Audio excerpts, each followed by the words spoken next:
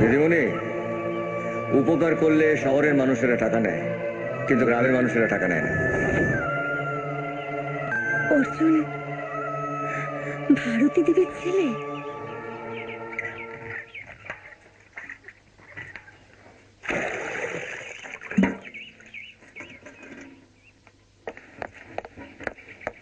শোনো,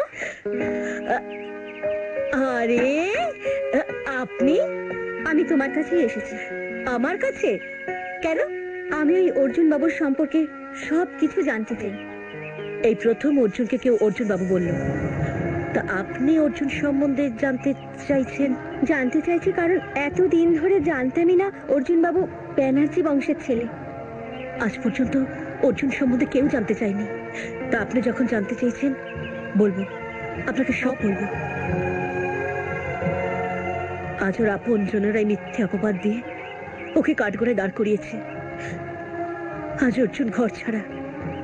সঙ্গী বলতে আমরা কজন, আমাদের নিয়েই ও সারাক্ষণ কেটে যায়। ছোটবেলা থেকে আমরা একসাথে বড় হয়েছি।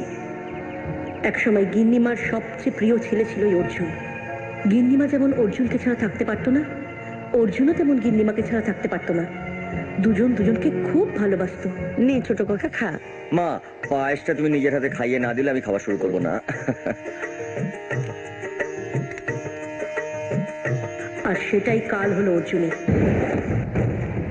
ওই ধনঞ্জয় মামা ভাইদের সাথে হাত মিলিয়ে অর্জুনকে কি করে গিন্নিমার কাছে খারাপ করা যায় সেই চক্রান্তই করতে থাকে। আর এইসবের মূল পান্ডা ছিল সনাতন মিত্তি।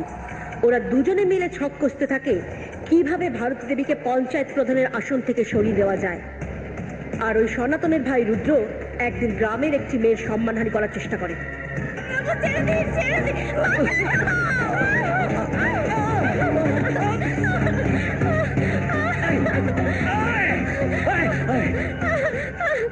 আপনার নামে পঞ্চায়েতে নালিশ করবো।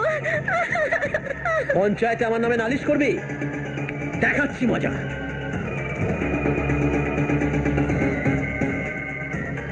হ্যালো দারোগা বাবু, চল চল, আমাকে ছেড়ে দিন না। কি অন্যায় করেছিস?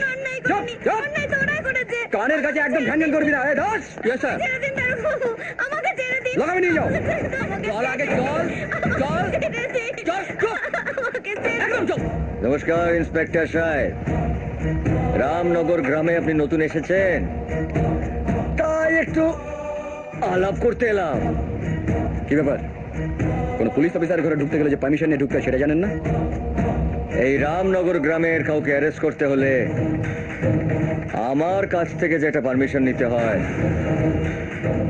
সেটা আপনি জানেন না? এই তারপরে কি দেখছিস? যা লকআপটা খুলে জোসটাকে নিয়ে আয়। অর্জুনের হাতে ঠ্যাঙ্গানি তো খাসনি, খেলে বুঝবি। আই যা, যা বলছি। এই হুকুম করবি না, এটা থানা। সময় হলে ঠিক ছাড় হবে।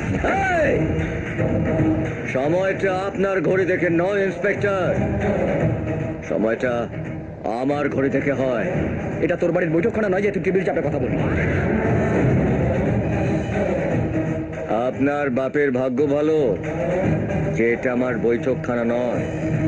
এটা যদি আমার বৈঠকখানা হতো তাহলে এই চাপড়টা টেবিলে মারতাম না, এই চাপড়টা সোজা আপনার ওই গালে মারতাম। মদন, এসপি সাহেবকে ফোনটা লাগা।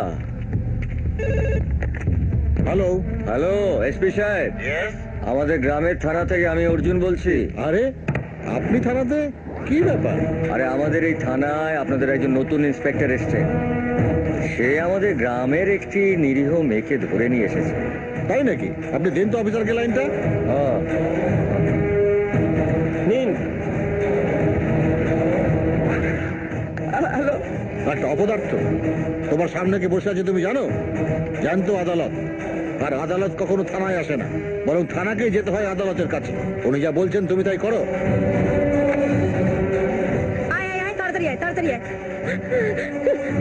কিন্তু এই ঘটনা নিয়েও ওরা গিন্নিমাকে ভুল বোঝায়। এইটা অর্জুন কি করলো? ও ওরকম একটা মেয়ের জন্য থানায় আছে? মেয়েটার সঙ্গে অর্জুনের কোনো অবৈধ সম্পর্ক নেই তো? ধনঞ্জয়, এসপি সাহেবকে ফোন করো। হ্যাঁ দিদি। নমস্কার। নমস্কার ম্যাডাম। আচ্ছা, অর্জুন কি আজ? হ্যাঁ, অর্জুন বাবু তো থানায় এসেছিলেন। আর উনি বলার পরেই তো মেয়েটিকে আমি ছেড়ে দিতে বলেছি। গিন্নিমাও অর্জুনকে ভুল বোঝে। তারপর এলো সেই দিন যেদিন ওরা সবাই মিলে অর্জুনকে বাড়ি থেকে তাড়াবার সব রকম ব্যবস্থা করে ফেলে। এ আপনি কি বলছেন সরকার মশাই? এতগুলো টাকা রাতারাতি চুরি হয়ে গেল? আগে গিন্নিমা আমি তো কিছুই বুঝতে পারছি না, কারণ সিন্ধুকের চাবি থাকে ছোট বাবুর কাছে।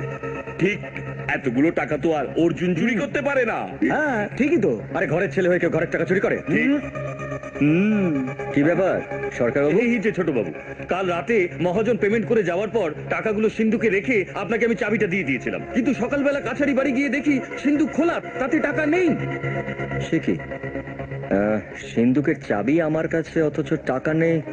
তাহলে তাহলে কি- গিন্নিমা ছোট বাবুর ঘর পরিষ্কার করতে গিয়ে টাকাগুলো পেলাম।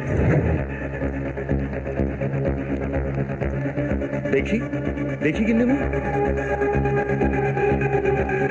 এই কি, এই টাকাগুলোই তো কাল মহাজন পেমেন্ট করে গিয়েছে। শেষকালে নিজের ঘরে শীত কাটলি। আচ্ছা আচ্ছা আচ্ছা আচ্ছা। ও মেজো, এখন থেকে দেখছি গয়নাগাটিগুলো একটু সাবধানে রাখতে হবে। এই তো দেখছি বাড়িতেই চোর। তা যা বলেছ দিদি। শুনেছিস একরারা, নিজের মায়ের গয়নাতে খাদ মেশায় না, আর তুই কিনা তোর মায়ের বিশ্বাসে খাদ মিশিয়ে দিলি। মা বিশেষ করো আমি চুরি করিনি। মা তুমি চুপ করে আছো কেন? মা বিশ্বাস করো আমি চুরি করিনি। মা মা বিশ্বাস করো আমি চুরি করিনি। মা তুমি আমাকে আমাকে চর মারলে? হ্যাঁ মানলাম, এতদিন তুই আমার ছেলে বলে আমার গর্ব হতো, আর আজ আজ আমি একটা চোরের মা, এটা ভেবে আমার ঘেন্না হচ্ছে, ঘেন্না। বেরিয়ে যা, বেরিয়ে যা এই বাড়ি থেকে, আমি তোর মুখ দেখতে চাই না। গিন্নিমা, আমি বলছিলাম কি, ছোট বাবু না হয় একটা ভুল করে ফেলেছেন, এবারের মতো ওনাকে ক্ষমা করে দিন। না সরকার মশাই, একজন পঞ্চায়েত প্রধানের কাছে আসামি আসামি হয়, সেটা নিজের ছেলেই হোক আর গ্রামবাসী হোক। ও চুরি করেছে, শাস্তি ওকে পেতেই হবে। আজ থেকে এই ব্যানার্জি বাড়ির দরজা তোর কাছে চিরকালের জন্য বন্ধ। যা, দূর হয়ে যা, দূর হয়ে যা আমার চোখের সামনে থেকে, আর কোনোদিনও তোর আমি মুখ দেখতে চাই না। দূর হয়ে যা। মা, এই কোথায় যাচ্ছিস? ছাড়ো দিদি।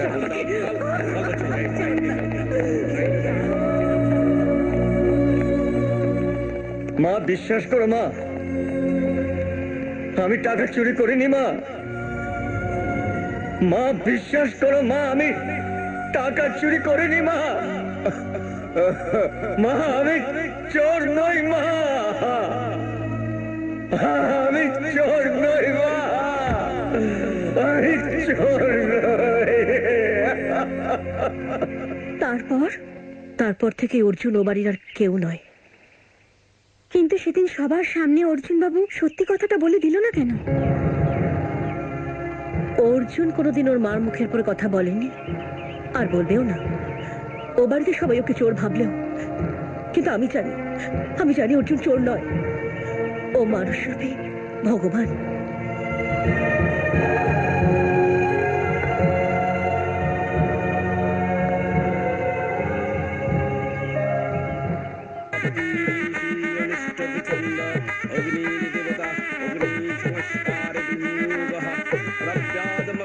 प्रहिनोमि दूरं समराज्यं गच्छतु प्रभा